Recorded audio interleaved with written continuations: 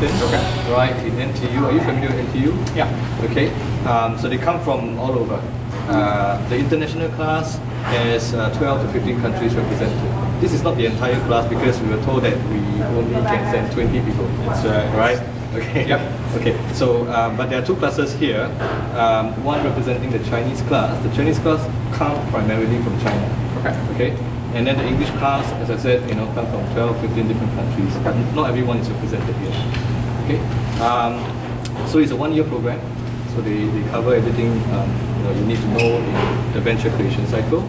Right, so they are all going to be entrepreneurs in the future. Correct. Okay, so this is a capstone. All right, they are finishing their program. We're spending 3 weeks in the US, starting with Boston. Okay. All right, so this is our third day. Yesterday, So you guys must be tired from kind of, traveling and all the visits. but it's Too excited. excited, yeah. Energized in a different way. Yeah. Okay. Good. Yeah. Great. Okay. So before we go on, can I just request that we take our conversation? Sure. Presentation? Yeah, that's fine.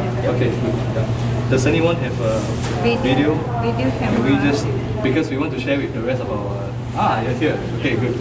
Yeah. So we want to share with the rest of our classmates, right? Yeah. Able to join us. We have 91 students this time, so only 20 are here. Got it. So we want to share with the rest, so Yeah. if you don't mind. yeah, totally. A group, and just transparently, a group of 100 is It's too big. much too large and hard for us to get around the space and everyone to Understand. hear. And, Sure. so this is a great size group for this. So what I'd like to cover in the next 20 to 25 minutes is the background of the iLab, why the Harvard Innovation Lab was created, what we hope to accomplish, some of the student groups and some of the programming that's going on here, and where we see the iLab going in the future.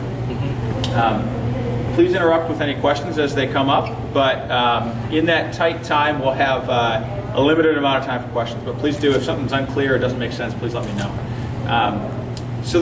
So the background to the iLab is that for the last several years, Harvard University has, under President Faust's leadership, wanted to really bring Harvard students together from across the university from different disciplines. So it's the biology student with the business school student, or the law school student with the divinity school student, or the government student with the college student, and making sure that those cross-disciplinary connections happen. At the iLab, we're focused on innovation and entrepreneurship, and so we try to generate those collaborations and connections among students that are interested in innovation or entrepreneurship. The iLab officially opened in the fall of 2011, in November of 2011, as a physical place, and then very soon after we brought on programming and activities that are designed to support students. So here in the lobby where you're standing now, this is a public place. This is actually open to the public, one of the few places on Harvard's campus that's true. As part of our commitment to our neighbors in Allston and Brighton, who are the folks that live in the houses right on the other side here, we have a number of partner organizations, such as the Small Business Administration, the Service Corps of Retired Executives, the MSBDC, the Center for Women in Enterprise, the Allston Brighton Community Development Corporation, who put on partner programming. So right now in the room behind you, or earlier in that room behind you, there was a mentor who was there for open office hours with anyone who came to drop in for the day.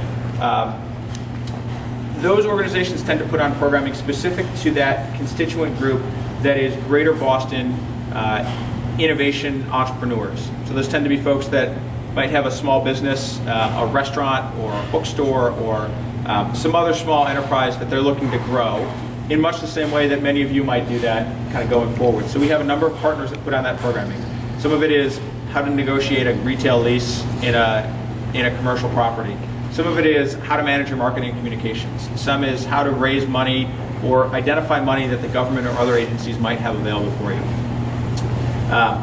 All of those events take place here in our lobby, in the lobby area, or in some of these public conference rooms. Inside the space, and we'll go there in just a minute, but it's a little easier as we're all gathered here to give a little bit more background, is a degree-seeking, matriculated Harvard student space. The way that the iLab is structured is that we have an advisory board of 13 deans from all of the schools at the university, as well as the provost. The provost is the second in charge at the university. That advisory board helps us to set the structure and the scope, and in many cases helps engage the students at each of their schools into the iLab's resources. Now, since we've opened, we've seen 108,000 visits to the iLab. Students from every school at Harvard, from literally the divinity school to the medical school. And what we typically see is about 25% of the university come through here to some event in a year, which is really remarkable, that you get that breadth of students, and that's really one of the hallmarks of what the iLab is a breadth of student from every discipline at Harvard, and all coming to this place to try to further their interest area. Now we see students at any stage of development as well, from the very early stage student who's thinking about exploring entrepreneurship to the very late stage student that's got a company with customers and growth, and they might be in fundraising mode or past fundraising mode and they're in customer acquisition mode or something. So we offer programming and resources designed to support students at any stage there. So from the very early stage, what is entrepreneurship? Entrepreneurship 101 type of events, to very late stage fundraising and pitching yourself to the media kinds of events. Primarily, student interest lies in three areas: health and sciences, social and cultural entrepreneurship, and technology consumer product stuff. And so we've developed our programming to support students in each of those areas. You'll see Entrepreneurship 101 in the technology or health and sciences space. In the technology space is much different than Entrepreneurship 101 in health and sciences. It costs much more to start a health and sciences company. You need more people. You need more domain expertise than you might to do a consumer product startup. So that programming exists, and it's organized by the kind of two halves of the iLab. So Gordon Jones is our managing director. He sets the course and the trajectory and the big mission and goals of the iLab. Jody Goldstein is our director who runs all of our programming. So she identifies the speakers. She runs a lot of the other programming that I'll describe as well, but that includes the venture incubation program. That includes our mentor program, the expert in residence program. So all of the kind of specific things that we provide to the students is run by Jody, and then I run all of the operations. And so that means the physical facility, making sure the lights are on, putting on big events in the lobby. It means engaging students and connecting students from different disciplines. It's managing our marketing and communications. It's a staff that run all of these events that take place. And that programming that I've described is really developed by Jody and her team. We have assistant directors that support Jody in each of those programmatic areas as well. So an assistant director in health and sciences, one in social entrepreneurship, and one in technology as well. So that's the high-level overview. Again, connecting students from across Harvard around a shared interest in entrepreneurship, and then providing them with resources that help them to do that. We'll go inside and we'll see our classroom first, and the classroom is a space where we host Harvard courses taught by Harvard faculty that focus on innovation or entrepreneurship. And so let's head in there now, and then maybe we'll all grab a quick seat. I'll finish the kind of overview, and then we can walk around and see the space as well. Okay, good.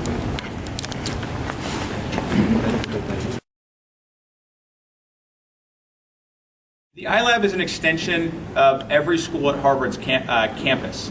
So because we have an advisory board of deans from every school, and because our goal is to connect students from every school at Harvard, we let students and deans and faculty know that this classroom is available to them if they're teaching a course that focuses on innovation or entrepreneurship, and they're interested in opening their class to cross-registration. That is, instead of a business school faculty member teaching just a class to business school students, that class would be open to any student at the university who wanted to enroll or make time in their schedule to be a part of that class. So in the classroom, you see it actually set up for an event that we're hosting later tonight.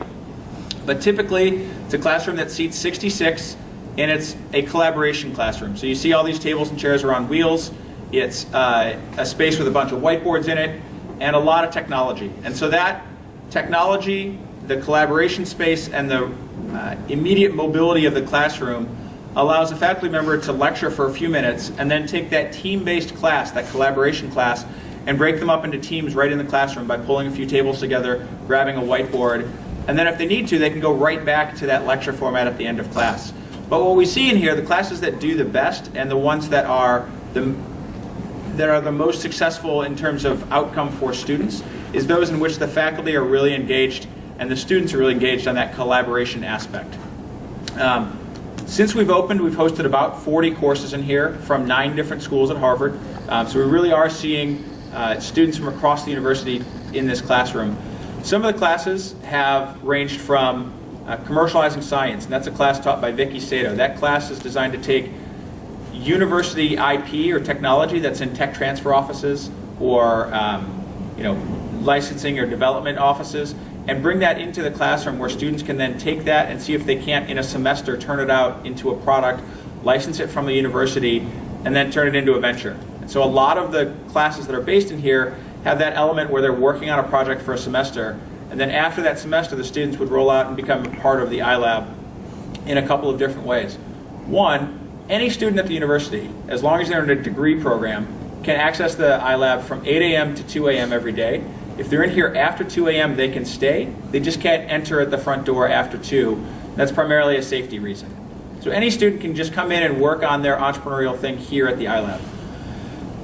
If a student wants to be more engaged at the iLab, they can apply for our venture incubation program. And that's a 90 to 100 day incubator where student teams that are led by Harvard students can apply for space.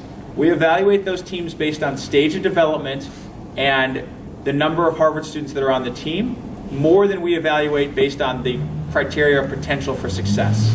Now let me be clear on that. Because of the way the iLab is organized, we're not an investment vehicle for the university. We don't take any stake in any business. The iLab stands to gain no profit from any student venture that comes out of here. It's an IP-free zone, so we're not taking a stake in any venture, which is the way many university incubators are set up because they need to be self-sustaining. Because we're a university initiative, we're funded by the university, and we're not identified in a way that we're trying to raise money or make money for the university, which gives us the ability to say to any student, come and work here if you're very early stage or you're very late stage, and we'll provide you the resources you need to move your venture forward. But we don't have to pick the teams that have the highest potential for success or the ones that might have a big IPO or fundraising event in the future where there might be some payback to the university. Now the way that the venture incubation program works is that a student team, as long as they're Harvard founded, can apply for that space. We evaluate based on stage of development, schools represented, and then where in that kind of spectrum that I described, that health and sciences, social and cultural entrepreneurship, and technology, they fit, we make sure to create an interesting cohort of teams. In any one semester, we have about 100 ventures in our residence program. Of those, typically 40-50% are technology, 20 to 30 are health and sciences, and 20 to 30 are social and cultural. Each of those areas, we offer a number of additional resources to students in the venture incubation program. That includes IDEO, the design firm, comes in to do some private design sessions. We have a mentor program specific to the venture incubation program. So you pitch in a quick kind of pitch format. Mentors pitch themselves. And then in that minute, then we match up the teams and the mentor. And then for the semester, they work through some of their business issues or questions with the mentor during that time.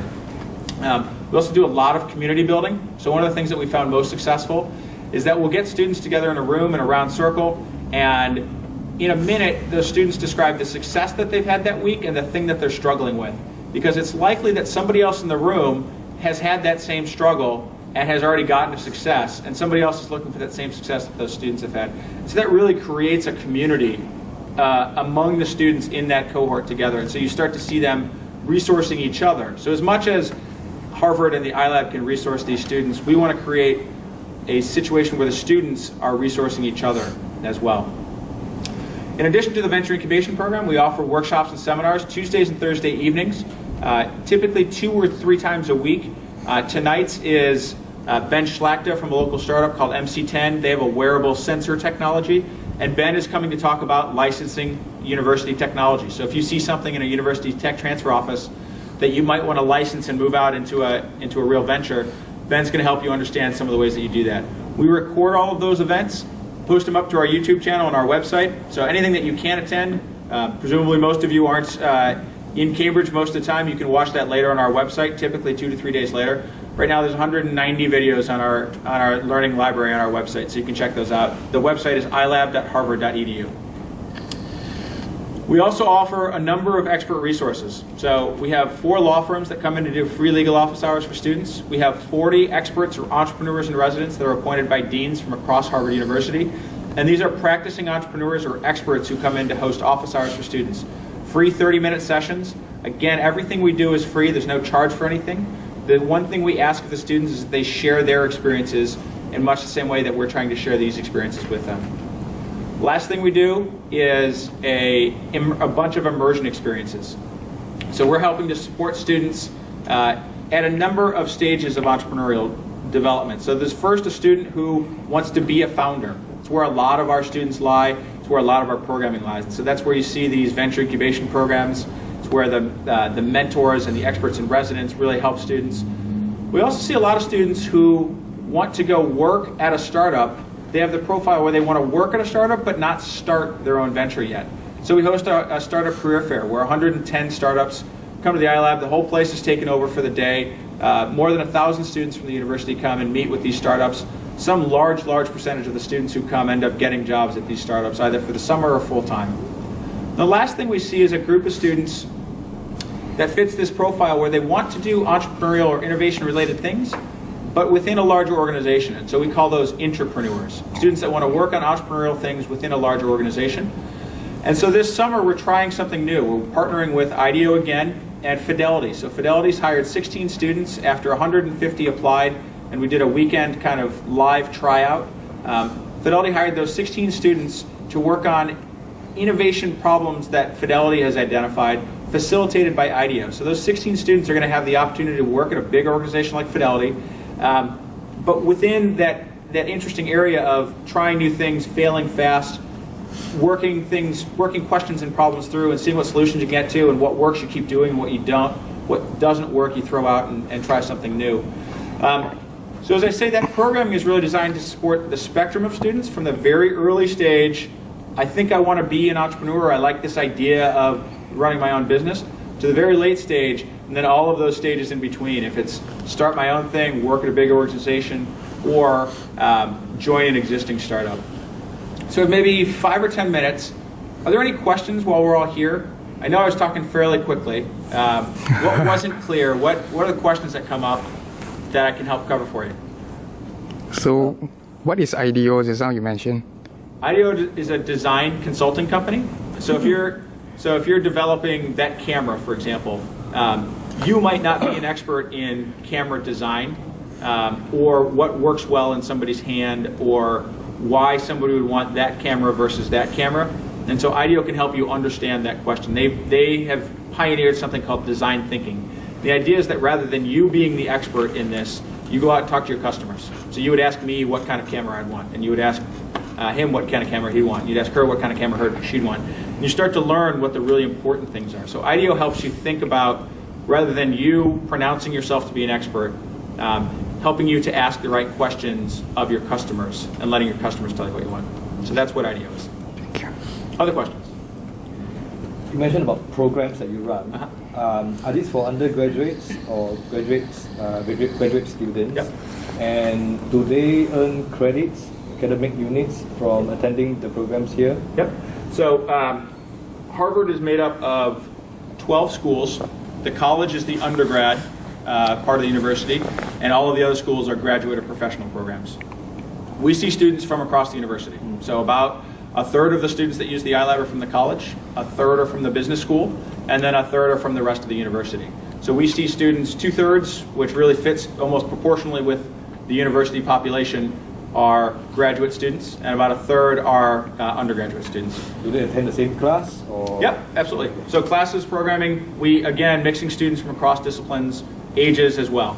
To your question about academic credit, any class that's taught here in the classroom by Harvard faculty is for credit at their home school. So if it's an education school faculty member teaching, the ed school will give credit for that student if they're from the college or the law school to that student. And that's because they run their program but conducted in this facility. Correct. But if it's a program that you design Correct. and run for the masses, We don't offer any credit or certification. and do they have to pay Nope. additional fees? Nope, not at all. So any student that's in a program would just pay their tuition, however that would work for their course credits.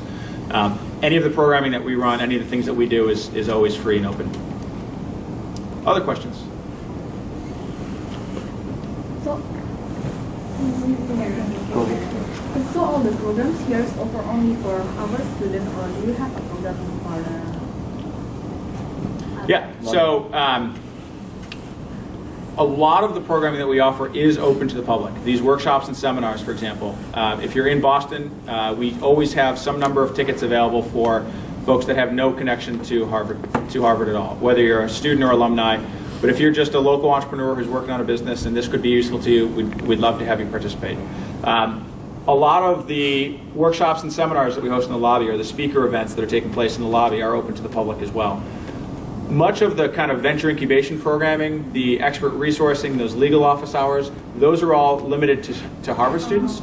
But you see a lot of those same firms doing similar types of programming for our community partners. And so that community partner programming that I was describing at the beginning, the SBA organizations and the Center for Women in Enterprise, all of that programming is specifically for the public and not just for Harvard students. So at least if in the team there's a Harvard student, we can join the program, right? That's correct, yep.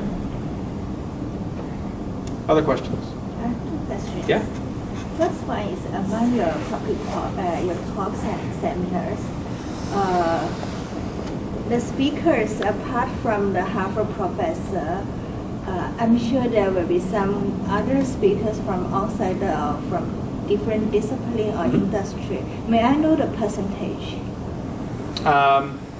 It's hard to know. I would say a very large percentage don't have any faculty connection to Harvard. I mean, I would say 90-something, 95%, maybe almost 100%, aren't faculty at Harvard.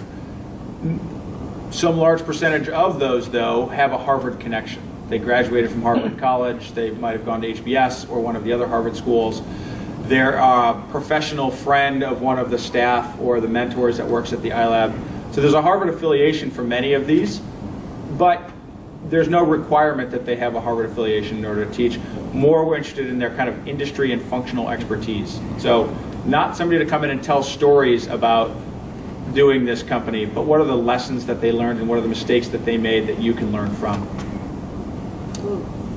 Another question is, among your 12 colleges, Uh-huh. I understand this iLab is open to everyone, open to all, Yeah. but from the participants from those colleges, do you see any trends or pattern? For example, maybe certain colleges will attract more participants, or it's evenly, or some kind of distribution? It's, in a lot of cases, pretty proportional to their size. So the business school has about 2,000 students. There's about 20,000 students at the university. We see a proportion of business school students equal to about the proportion of students at the business school. Business school is a little bit of an aberration because their business students tend to be interested in entrepreneurial things, so we see more business school students than we do other schools. The college also has a large representation, but there's no school that's underrepresented, and there's no school that's not represented.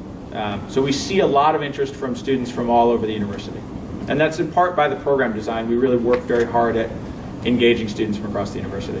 Some of that happens with our deans on our advisory board. Many of those deans appoint administrative deans to serve as more daily designates for them. And many of those dean designates appoint students to be our liaisons. So it's easier for me or the folks that work at the iLab to reach out through a current student at the ed school, for example, to get a message out to that education school community in the way and the voice that an ed school student would convey, rather than me sending an email that might fall on deaf ears or get sent to the junk box. So when the students are starting to be the advocates for the iLab, that's one of the loudest and best voices that we found. What else? Yeah. Have you ever thought to provide kinds of some courses which is related to entrepreneurship and innovation, like a one-year program, something like this? It's more formal and more systematically. So we've certainly discussed it. It's not something that we're pursuing right now. We've talked about a certificate program, but it's not something that, with our current staffing and our current focus and product design, that we're pursuing right now. I think it's something that could be of value, but it's not currently the thing that our deans on our advisory board have asked us to pursue. I saw one other question, I think. Yeah? What do you do for students who want to be intrapreneurs? Yeah, so we're trying this program this summer where we're working with Fidelity and IDEO where about 16 students or so are helping understand if this is actually a product that we'll see a lot of interest in. If this is actually something that it's a very small subset of our population, or if there's a lot of interest and it's a great trial run that we're doing this summer. We'll know more in 90 days, hopefully. So it's meant to be a long-term thing, part of. It could be. I mean, I think we're very comfortable trying new things and seeing what works, and understanding if something does work, then we keep doing more of that. We lean into it. And